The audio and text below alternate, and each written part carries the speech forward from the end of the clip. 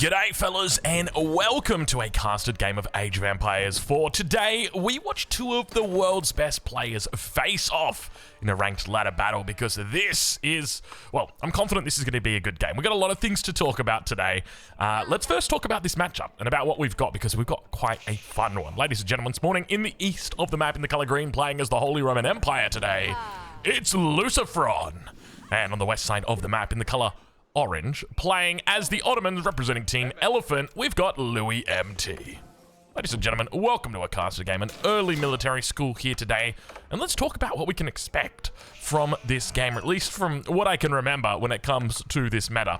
It's all about the castle age, whether you secure relics, whether you deny them, that's going to be the key here, because the Holy Roman Empire is looking to get there. They ideally want to try and get the relics. Now, there's a number of ways they can do that. They can rush straight to castle and just try and get these naked. Not always advisable, especially when your enemy knows how to make units. So often what you see is players looking to invest in a little bit of units before they actually get into it, which is something I'm a bit of a fan of. And if you're a fan of the content, make sure you hit the like button. Nice little segue there for you. We did manage to time that. But my suspicion is that we're probably going to look to see Louis get up to the castle age relatively quickly here as well, just primarily because he wants to deny those relics out. So do we potentially see him move into the meta? Maybe Anatolian Hills, but most likely into field work, just for those imams. So let's talk a little bit about our news. I woke up this morning to an interesting post on Reddit that I thought I would share with you. Of course, you guys would be familiar with the fact that Dynasties of the East is releasing on the 4th of November, so not too long to go, just a couple of days for it to go. Well, I guess technically it's like a week or so, but I mean, technically a week's made up of a couple of days, isn't it? I guess it depends what your definition of couple is. Anyway, there's going to be, apparently, I don't know anything about this, there's going to be a creator preview, apparently, and it has been confirmed for the 30th of October. This apparently was asked by one Redditor. He basically hit up Zero Empires and said, hey, can you leak us anything? And if we take a look at what Zero Empires said in response, he said, I cannot, but early access starts on the 30th of October, and I'm sure creators will have great things to say, or at least things to say. So, look, let's wait, let's see. Maybe you'll see something. If you would like to see something specifically, let me know down in the comments below, because I may or may not have access. I can neither confirm nor deny. It's one of those classic cases, but look, it's gonna be exciting. It's gonna be exciting. Look at the amount of sheep we got back here as well. 17 sheep for Lucifron. He's gonna be a happy camper here. Arkin in the back, beautiful spot between two wood lines at the back of the town center. Gets the gold vein. It's not the biggest gold vein, but it's still fine. And heaps of sheep. Exactly what you want. So we're gonna be in for a good ride here. Does he potentially look for professional scouts? He could do professional scouts as well. On the other side of the map, we do have the twin minaret madrasa coming down. Now, when it comes to actual pressure that you can do with this spearman early on, you can see Louis just leaving the spear in his base. He just knows that, look, there's nothing that is going to be happening on this side of the map. He is completely safe from any kind of harassment, so he's not going to bother. Of course, the mining camp is well within the confines of the town center, so it is undoubtedly going to be a bit of a quiet early game here, but I suspect they're probably going to look to really get aggressive during that feudal age. So are we going to potentially see more of the military schools? Perhaps. We'll have to keep an eye out on it and see what the plan is. Spearman now making his way out. Second one is in queue, or rather has popped out as well. And the age up about to come through over on the other side. What a beautiful Archon. Can we just talk about the fact that this Archon is so damn beautiful? It's about to pop in right now. Let's ride on board with him as it comes online. And just so many resources underneath this town center. Really, really beautiful. And there's the professional scouts now on the way as well. Plenty of gold in the bank for him to be able to afford that despite having all of this food. He says, you know what, we still kind of need more food. We need professional scouts. So, look, hopefully we get to see professional scouts nerfed in the next patch. It has just been incredibly prevalent for the past couple of months, realistically. It has just been, it's just been going ham. So, look, do we see it out on both sides? Most likely. We'll have to wait and see what the play is going to be here for Louis MT, but it feels like almost certainly on a map like this, there's just so much deer. That's the other good thing about this map. There's a lot of deer. I tell you what, when I've been playing ranked, there's a couple of maps that I like, a couple that I don't. I really like this map. The one that I don't like, I can't remember the name of it. It escapes me. You'll have to forgive me. The one where you spawn really close to your enemy. Oh my lord, I hate that one. I guess I'm just doing like cheeky, cheesy Jukunu rushes, and I just kind of like to have a straightforward attack route, and things go a little bit complicated when that happens. Let's just put it that way. Anyway, age up now coming through on the other side as well. Louis T about to cross that threshold. We can see he is going to have to fork out quite a bit of resources for it, but he's slowly getting there. Also working towards that that first vizier point as well. Only the 4 vils on gold here. So we'll check back in with him in a short moment. Rank's now going to be coming down as well. And I do like this from Lucifron. I think 100% it is worthwhile to invest as much as, not as much as you can, but invest a lot in the feudal age just to try and get you up into that castle age. I mean, there are worlds where it does make sense. Like you can just go into a knight as an example, but up against a civilization like the Ottomans where you start off with those free spears that are coming out from the military school, you're already on the back foot. We do have professional scouts not yet coming through on the side of Louis MT. Is he just not going for it? He says, you know what, we're going to be fine without it. Thank you very much. I think that might be the case here. He's just going to allow his opponent to go for it completely uncontested. We'll check back in with him shortly. And I think with regard to the meta, it makes sense for a civilization like the Holy Roman Empire to be going for it, just because of the fact they've got a way to boost this up on top of what it already is. Professional Scouts is strong, allowing you to bring the deer back, but the fact that you're able to boost up those villages with the prelate, we can see there's got to be a buff in here somewhere, 35%, there we go, that you're boosting it, so you're bringing that deer back that's already quick and then boosting it up by 35%, and it's safe, it's under the TC. It's the same reason why we see civilizations like the Chinese, the Jussi Legacy going for it, because it just makes so much sense. Check in with Louis though.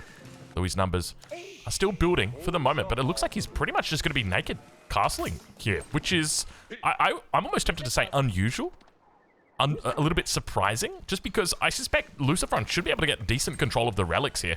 What's the play from Louis MT after that though? Does he move into knights himself as an option? That could be the play that Louis looks for here. So we'll keep an eye out on what the plan is. I would be very surprised if he didn't go for field work right here. I feel like it's mandatory. He's got plenty of, well, I say plenty of sheep. I mean, he's got plenty of food underneath. Let's take a look. And yeah, it's field work, which is kind of, it's to be expected. You want to have these imams moving out immediately, ideally looking towards the other side of the map, trying to pick up as many relics as you can, or rather, as long as you can deny as many relics as you can. But by the same token, Lucifron should be aware of this, should be thinking, okay, well, I've not only got to be defending my scouts out here, but I also need to be thinking about these relics. And at 7 minutes and 15 seconds, he's got quite a lead when it comes to the military count. So definitely in a good position here to start contesting these relics. So I think at the very least, moving 1 unit onto each relic is a really good start, and then having your cavalry free just to go and chase down any potential units that are there. He's got great numbers, and I wouldn't be surprised if we see him continue to add in just a little bit more before he considers going up to the castle age. How many has he actually discovered? He hasn't spotted, he hasn't spotted this one over here. He knows where these 3 are in the north, and he knows where this one is in the south. So he is going to begin making his way across the map. Age up about to come through from Louis MT. Beautiful, up against the town center there, nice and safe. We've got the blacksmith together with the barracks that is going to go down here, so he's just keeping it all on that one blacksmith. And now that the age up is through, certainty is in the mind of Lucifron. Okay, we need to make sure we hold these relics. If we ride on board with Louis though, one thing to note, where are those imams? I don't see them right now. They're at the back. They're doing a little bit of a walk around. He didn't actually move them out, and I suspect he probably thought that his opponent would have been guarding up those relics, so it was a little bit of a waste. As I mentioned, one of the things I love to do is just get out here and sort of preemptively position myself, waiting for that age up to come through, and then the moment it's through, you just click that relic and scoot on out of there, but wasn't the case today. Not for Louis MT. Riding on board with Lucifron, though, he's definitely thinking about getting that age up through. We see the blacksmith coming up as well. An interesting sign here. I don't think he's going to be committing for something like battering rams. It does not make sense here. I guess in this matchup, you could probably look for +1 melee damage. Is that the play that you go for? Maybe +1 ranged attack, but even then, I feel like you're probably not going to be getting huge value. Sipahi and Scout in the middle, going to try and pick up an archer. Should not get him, and do not get it.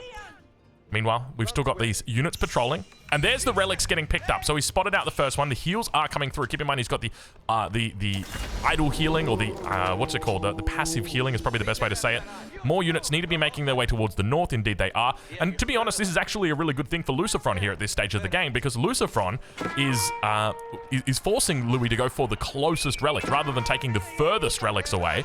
And that's a great thing, because it means that he's really able to guarantee control of the rest of those relics. First of the imams is going to go down. Second one almost certainly going to be going down here as well, which is really, really hard here for Louis, because it means he's going to have to invest resources now into that monastery or that mosque, look to get out more imams. So it's going to cost him, at the very least, another 350 resources. So it can be difficult to justify that, especially when you've got troops like this out on your front door. So well played to Lucifron for recognizing recognizing this. Meanwhile, behind this, we see the Regnates is coming up. How many prelates are we sitting on? Just the one. 2 more in queue.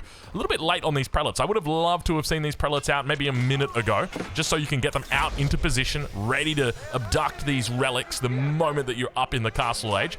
10 minutes through now, and the Regnates is online. Still, scouts pulling back the professional scouts pulling back the deer. Excuse me. Sorry about that. We're all good. I just had something in my mouth. Something like, I don't know, a hair. Something weird. Anyway, it's all fixed up. Apologies. You did not need to know that. I mean, you kind of do, right? Why is Drongo going silent? Has he left us? No, I have not left you. Do not worry. Do not fret. Springalds on the way through here. First one's already out. Second one going to be coming through shortly. So we could potentially see a nice little build up here. I don't know if you guys can hear it. I got my vacuum cleaner emptying its bin in the background. It's very loud in my headset, so I suspect it's probably going through to you guys as well. I got one of those robot vacuums. I tell you what, those robot vacuums, they're amazing. If you don't have a robot vac, you got to try and get yourself a robot vac. Even like we've got a nice little affordable one, and it is just amazing. The amount of work that thing does. Always, for me, I've got obsessive compulsive disorder, and it means that like if I find anything on the floor in my house, like even a little rock, I have to pick the rock off my foot and walk all the way to the bin and put the rock in the bin, no matter how small the rock. And it's just like, it just cleans all the rocks. I don't know why I got so many rocks, probably because I got so many kids, but that is another story for another day. I don't what are we getting cursed? I feel like we're definitely moving towards cursed territory here at the moment. 3 relics at the moment in favor of Lucifron.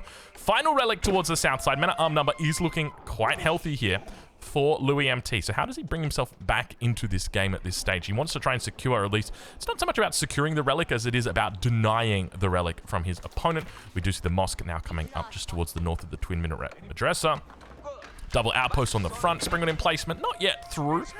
Doesn't always have to be a springled in placement. Not when you're looking this good. Now, I feel like Lucifron from here, with 3 relics, you're pretty happy with yourself at this stage of the game to get 3 relics. Obviously, you want to try and get that 4th relic. He hasn't been successful there. It is going to get denied from him, but I think you can still definitely play ball off the 3 relics. So does he look to go imp from here? I think this can make quite a bit of sense, but you can't do it quickly. You have to, unless you're really planning out for it. And when you've got gold that's this inaccessible at the front, it really doesn't make sense to do it. If you had a nice big 4K in the back of your base and you can put Swabia down in an outpost with a cannon in placement, absolutely. Not the kind of map for it, though. Not the kind of map for it. Now, when it comes to drink of the day / standing desk, I'll tell you right now, I am standing. And the drink of the day is, we've got a Flying Power energy drink, passion fruit flavored, 99% sugar free. It's from Aldi. We have Aldi in Australia. I think it's like Lidl in Europe. Lidl. Anyway, so that's what we're going to be drinking today. We're going to crack it open, even though I know the Red Bull Wololol is coming up very, very soon. We're still going to crack this one in honor of the game that we're watching here at the moment. Give me a sec. I'll tell you what it's like out of 10. Give me a sec. That's actually quite good. That's quite a pleasant taste. It's basically just like a knockoff Red Bull. For anyone who doesn't know about Aldi, at least in Australia, you've got like all the main brands, and they do their things, and then Aldi came to Australia, and they were like, okay, we're just going to copy all the packaging and everything and make products that look almost identical to things you're familiar with, and we're just going to do a really good job of copying them. And they managed to do it pretty well, and then they just like have prices that are like half as much as everybody else. So it's a nice way to spend your Saturday. Veterancy now coming through on these archers. +1 range attack also going to be coming through here as well. Lucifron looking to hit the enemy gold vein. Not finding any villager connections just yet. Still yet to see a single villager death this game, I say, as we see our first villager laying face down in the gold vein. Not typically the best place to be laying down, especially not face down, unfortunately. But, hey, he's a man of wealth. We can say that much for sure. So we've got heavy cavalry raiding on both sides of the map, and now towards the middle of the map, Lucifron looking confident as he commits to a double outpost here. Unlikely that we see any relics brought up for this bad boy, but I wouldn't be surprised if we see a Springled or 2 on the emplacement. Still yet to gather any stone this game. One other thing to note, we can see that Louis with a little bit in the bank. He's got the 1 and 2 military schools. Is there a third at the back? Not quite just yet. Let's check in with him and see the vizier points and see what he's up to. Anatolian Hills at the second, or in the first tier again for his second point. So does he look to come down into military campus? The next point is about to arrive. We'll be keeping an eye out on that. Meanwhile, Lance is doing a wonderful job of just being annoying, picking off units, making sure that Lucifron is paying attention. And we've got that next point. It is indeed a military campus that has come through. I tell you what, even though I know it's been in the game for just a couple of months, I say a couple of months, it's probably been like 6 months at this point, it's still so nice to be able to access the vizier points in here. Oh man, we had the Ottomans for so long and we never got to see it. We just kind of had to guess what they were going for, and now, like, just being able to click it, it's so nice, man. It's just one of those little things. So shout out to the devs once again, even though they've probably heard it many a time before. Springald emplacements, rather Springalds on the back doing quite a bit of work. I don't think we've got emplacements in here. They're only arrow slits, so we can hear them firing off. It's looking like he's probably going to go for the backline, firing through the heavy cavalry. And indeed, the men-at-arms together with the lancers able to repel with those Springalds in the rear. Doing a wonderful job with controlling the pace of this game now. Lucifron finds himself at a bit of a crossroads, and have a look at the damage that's coming out against these Springalds. Basically getting two-shot here. A couple of spears down to the south here, going to get caught out of position. But 4 Springalds remain. He's still got more of them in queue, so going to be looking to continue spamming Springalds throughout this game, taking a bit of inspiration from Faye. We've seen her do it many a time, where she'll just decide, you know what, we're just going to commit to the bit, and we're just going to make only Springalds for the rest of this game. All right, you do you. Let's see whether or not Louis can continue with that momentum. At the moment, he seems quite happy. Now, I think realistically, the question is, from Louis' perspective, what's the goal here? What's the game plan? Because the longer the game goes, the better it gets for Louis. It might look like the economies are even, and of course, there's relics on the other side, but I think one of the big things to consider is the power that the Ottomans have is just really within waiting. And that seems strange, but let me explain. Military schools are a very slow dripping tap. And if you've got one of them online, it drips slowly. But if you've got 4 of them, they all drip slowly together. And they slowly flood the bathroom until you're like, okay, I thought we had a drain in here. Why is there water all over the floor and the carpet's wet? And it's because the military schools have just been pumping out units non-stop. And so it allows, essentially, your military numbers to really creep up when the opponent isn't necessarily expecting it. So my suspicion is that we're going to see Louis really look to try and just commit to a bigger ball, a big death ball, a big Ottoman death ball. And whether or not his opponent Lucifron will be able to find, or rather go for a reaction there. We don't see any indication that Imperial Age is coming through soon. He's still got 4 knights in queue. We'll find the military school as well, so nice little victory for him just there. Quite an expensive building to lose. Keep in mind, not only are you paying a lot of money for these buildings, but you're paying stone, which is a resource that is not particularly easy to come by. Down to the south, knights managing to find the lancers. And have we got a counter-attack? What's the play here? Big ball still moving towards that position. Plenty of Springalds in here. Now going to get focused down. One of them going to get body blocked, unfortunately, by his allies. And now that's... he managed to live. The boy who lived, the Springald with 12 HP, somehow. Wolves also getting involved in the action. Lancers coming across the back, looking to cut. Of course, at this point, I think Louis could just commit 100% into Lancers, would obviously open himself up to a potential spearman swap. But Lucifron, for the moment, still going to be doing the same thing. We see both of these players going very heavily into Lancers completely, or Lancers and Knights. I hate the fact that those have got different names. I wish we just called them one thing. Having to remember which ones are Lancers and which ones are Knights, it's not easy. Well, it's probably pretty easy. It's annoying. It's not even annoying. It's just, it's like, man, I just want to call them all Knights. You know what I mean? They're the same damn thing. They're the same damn thing. You just spell it differently. And one's daytime, one's nighttime. Anyway, let's check in over on the other side, though. See how Lucifron's doing, because we do have some walls in the back of the base. Nothing too exciting to write home about. Did we lose a Vil right there? We lost a Vil right there, and another one's pretty low health. Lucifron not paying attention, but we do have Swabia coming up. So Swabia's going to be up on this wood line, a really good spot for it. And the question is this the right time for him to do this? I think this is the right time. I find it interesting that he's going into Springald emplacements, especially in the middle here, but it kind of makes sense because you're going to get pushed almost immediately. I would have preferred these to be fortified first. Fortifying them, and then maybe just one of them Springald, and then the other one cannon emplacement as soon as you're up, just so that you can guarantee the integrity of this position. But he is going to be moving down towards the south, and it's important that he is defensive while he's aging up because he needs to be looking for key upgrades. Most importantly, he needs to be looking for elite knights. That's going to be the most the most relevant upgrade that there is for him, at least early on. I guess technically, I mean, what other numbers does he have? Yeah, it's going to be Elite Knights that he's going for. That's going to be the first button that he clicks. Could look at decarbonization as an option, but you should have already had that by this stage. Now Knights coming through. A little bit of a raiding force. What's Louis' reaction to this? Does he look to put the pressure on, or does he look to fall back and go imp himself here? Could run into a second TC as an option to try and keep up with the Holy Roman Empire, but the truth is you're going to need a lot more than that to keep up with the Swabia. It is kicking out villages incredibly, affordably, efficiently, fast, swiftly, all those good describing words. I say describing words because I don't remember if it's an adjective or a verb or a noun. Adjective, verb. Noun is a person, place, or thing. An adjective, verb. I really, that's crazy, isn't it, man? That's how bad it's gotten. Where like I can't even remember things like that. That's all right. We'll get there eventually. We'll remember. We'll remember one day what's a describing word.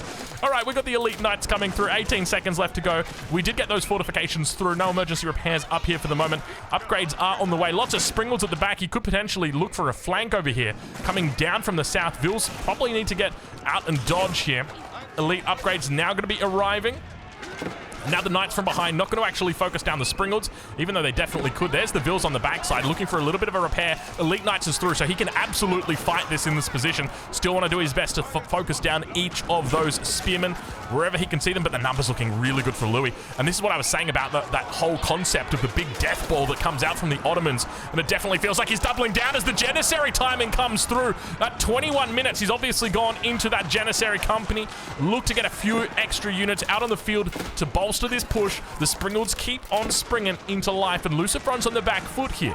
Vil count has continued to climb. However, the military numbers are not looking the healthiest. The Springalds in particular continue to move forward. We can see them getting taken out by the outposts here. Meanwhile, on the back line, archers could be doing their best to take out these Janissaries as their company is no longer welcome on this side of the map. And I think at this point, from Lucifron's perspective, all you need to do is just spam a whole bunch of knights. Maybe even horsemen if you've got the veterancy upgrade. Horsemen wouldn't go amiss here either. But definitely just more and more knights, the better. We've also got the crossbowman now coming out as well. He needs to do everything and anything that he can to make sure he's able to win these numbers. And now the Springald number has fallen. Lucifron looking to stabilize here. Your mum's still doing the healing. Look at the ludicrous amount of healing that we're seeing coming through here. He's really just having quite a bit of trouble. All of these units, I don't know how they've been healed up so quickly. Look at the amount of healing that's going on here. With these low unit numbers, healing becomes really, really good. And speaking of horsemen, we now start to see some Sipahi coming out.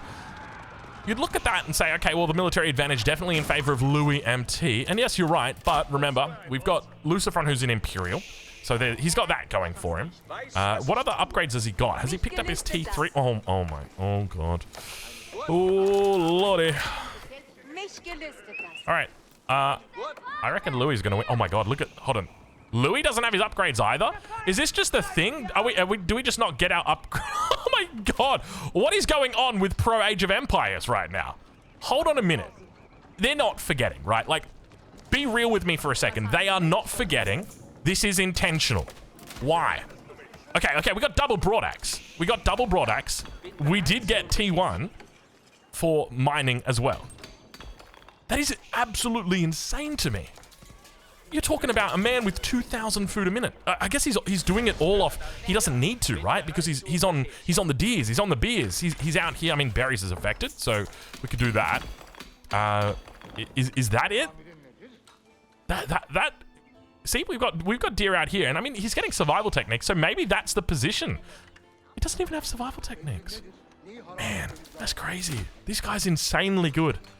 And it's such a small little upgrade, but does he really feel like he can't eke out even a single little eco upgrade? Like, we're talking about 31 Vils. You throw 15% on that bonfire, mate. That's going to burn very, very loudly and proudly and brightly. Sharply. All those good describing words. Oh, Lord. All right, Elite Knights down to the south. So I think it really comes down to composition here. From the perspective of Louis, you'd have to think your opponent is going into Knights, but knowing that they could switch at a moment's notice, that's a lot of individuals killing a ball right there. Fortunately, it doesn't look like anybody was taken out this game. Meanwhile, still plenty of deer out over there. All of the military schools are now online as well for our Ottoman player. So he is absolutely printing. We've got the last Vizier point that's going to be coming through shortly. Where does he go with it? There's a part of me that thinks... Oh, no, not... You could go Great Bombard, actually. But I feel like Siege Cruise probably just makes more sense. But, you know me, I'm more of like a... I'm a big boy. I like to make town centers and villages, whereas, like, these guys are literally 1 TC at 25 minutes. I say 1 TC. I mean, we've got Swabia coming out, but you get the idea, right? We're not making multiple town centers here in this game. So maybe Great Bombard actually makes sense here, and you look for a timing. You could go for, like, a 2 Great Bombard timing here. Maybe that's actually the play in this position, and look once again to quick play your opponent. So you're kind of like slow rolling them in a sense. We've just had that military number, and this is sort of what I was alluding to earlier, the fact that you can just leave the Ottomans alone in a corner, and their numbers will just build up so damn quickly. And all of a sudden, you know, you've been sitting there going toe-to-toe with your opponent, and then the numbers just keep building. I remember watching that game between Marine Lord and Demu. I can't remember the name of the map. Maybe, I want to say Crater? Maybe Crater? Anyway, I just remember it, and it was just insane the amount of units that the Ottomans were able to produce from Demu. That was just an incredible game.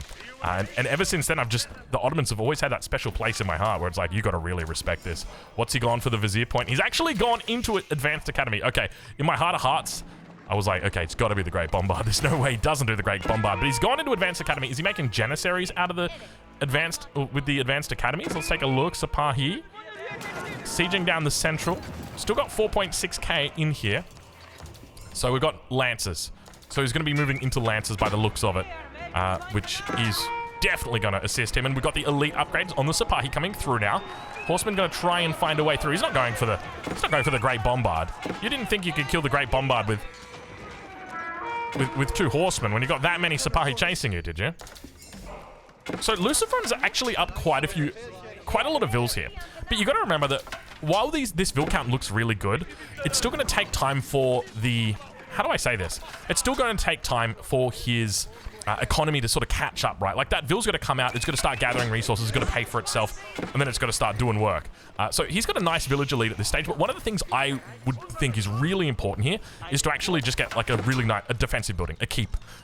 Just try and keep it close, maybe even look to have contested in the middle. The trouble is you are going to be up against that Great Bombard. You know that's going to be inevitable, so it's very much going to be on the clock. But it will allow you, especially at the moment, we can see the military numbers slightly in favor of the Ottoman player. Checking back in with the center, that Great Bombard is starting to roll up. Elite Spearmen yet to be sent through or upgraded. All the little raids have been shut down for the moment. Louis not losing a huge amount of vills this game. Down on 78 vills. His opponent up now for more than 40 vills in this game. Is that 40 vills? Yeah, that's 40 vills, right? Yeah, 40 vills. 41, if we want to be precise. 42 now, there you go. So the longer this goes, the better it gets for Lucifron. So I think from the perspective of Lucifron, all he really wants to do at this stage is just sit, wait, I wouldn't even push out at this point. I would just sit, wait, and I would build up infrastructure. So he's already done a really good job with the amount of infrastructure he's done, but I would be going like another 5 Raxes. I would just be looking to try and build up my bank a little bit as well, because the idea is you've got a lot of horsemen, a lot of spears in here. These are going to die pretty quickly, and you want to be able to replace them. You want to really get into that battle with your opponent of attrition, and you want to make sure that you're in a decent position. But at the same time, Louis, if we take a look at his military or his population number, it's a lot lower than Lucifron. But remember that Louis also has a very low economic number, and the vills get pulled. He's able to keep it alive by lot on 1 HP. Did you see that? That Great Bombard almost got taken out. But not today. Not today. Back to 100%. He's still good. He's still happy. He's still keeping his head up. Wow. That was incredible reaction time there from Louis. Beautiful control coming out, and unfortunate timing for Lucifron. Now he's starting to get that really nice big bank going, so hopefully we start to see more production coming up. That's going to be the key here. We need to see more buildings being dropped down. Upgrades are on the way. You can see moving into all of the elite upgrades here. Culverin might get taken out here. We've got attack sirens on the other side of the map, as well as horsemen look to try and upset those villagers. Great Bombard once again in position, may potentially get taken out as the horsemen get chased away. And now those vills get pulled once again. The Great Bombard manages to stay alive, not by the skin of his teeth this time, and the shell comes out. I don't know whether or not it manages to hit. And Louis MT, with a pretty decent-sized army here, has managed to chase away all of the horsemen with the knights. But now, unfortunately, those knights run into a little bit of pointy trouble here. A little tad of spear. But this is a death push. That's for sure. Second Great Bombard is now out as well. And remember, the Culverin have been changed. They're no longer the counter to siege units that they once used to be. These are just a unique skin for the good old-fashioned Bombard. Unfortunately, they don't have that same greatness that the Ottomans definitely do. Now lining up, he fires off the shot. There's a key bit of range difference here. 10.5 versus 11. Might not seem like much, but having that extra little bit of range can really make a difference in these fights. And now the numbers continue to build, and this is sort of what you wanted to avoid here with Lucifron. He needs to make sure he's got all that production in the bank. Let's quickly just check in on him and make sure he's not. This isn't enough. You need to be sitting on probably close to maybe 10, 15. I'd even say 15 Raxes, and just have a whole bunch printed out, ready, queued up towards this position. But I guess the other trouble that you've got is the longer that you wait, your economy is looking great, but the enemy is also looking really good when it comes to their military numbers, and they only continue to rise compared to you, where you've got that really big economy. They've got that big military, a whole bunch of spears. This could be trouble. He's making full cavalry at this point. 18 Sipahi, 33 Lancers, only 14 spears, and the rest of it Great Bombards. He's doing a full cav combo and looking to try and counter his opponent. Meanwhile, behind the scenes, we see the horsemen making their way to the back. He's looking for those raids to come through. Sacred Site in the south, looking to be neutralized just seconds after being captured. And once again, more cavalry added. He's still got 30 space on the population to continue adding in more military. And the longer that this goes, the worse it actually gets for Lucifron here, because he doesn't have any of that attrition that's going on right now. Really needs to get more spears out here. He's going to try and hold the front, but it looks like the numbers might be a little bit too high. And now the Great Bombard's teeing off once again. We're going to enter into the cinematic mode. Let's take a look and watch these two as they begin to fight. The spearmen at the front completely crumpling. And the consequence of having that big economy is that the military numbers are really starting to fall. The full cavalry combo is looking better and better by the second. And that is it, ladies and gentlemen. The game is over. Louis MT managing to pull out an incredible victory, despite the fact his opponent got the 3 relics and got that beautiful timing on the Palace of Swabia. Anyway, make sure you check back at the channel on the 30th of October. There may be something interesting there. We'll have to wait and see. Anyway, we'll leave it there, and we'll catch you in the next one.